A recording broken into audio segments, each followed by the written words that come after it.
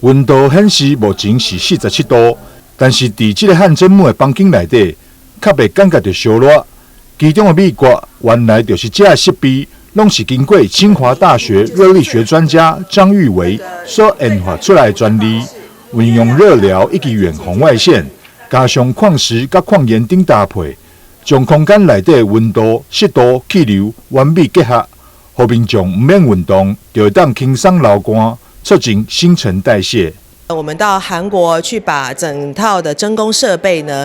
带进来台湾，因为我们本身是建设公司的，有自己的班底。那进来台湾之后呢，再加上我自己弟弟的一个热力学的专业，他是清大硕士毕业的一个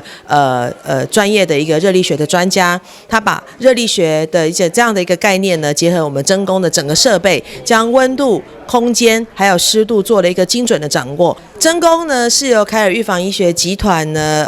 的一个旗下的一个品牌，那最主要是希望提供给大家一些日常性的一个很好的一个保养的方式，有一点懒人运动，然后呢透过远红外线呢可以帮我们深层的排汗，把身体一些多余的一些没有必要的东西把它代谢出来。真空东区崇明店10角里开幕这天，现场也来了真侪注重健康的民众前来体验，甚至还会当看到替人顾健康的医师。也是全台上大汗蒸木品牌真空的支持者。这个地方的环境真的是非常的好，然后又进来之后啊，它整个的设施让你感觉很安心。然后我已经带了很多朋友一起来做过了，那每一个朋友都再来体验之后都觉得感觉非常好。第一个是它的出汗呢，会让你觉得是很舒服的出汗，不会让你身上有油腻感。在里面大概体验1个小时之后呢，你回家之后会觉得整个人非常的舒服，然后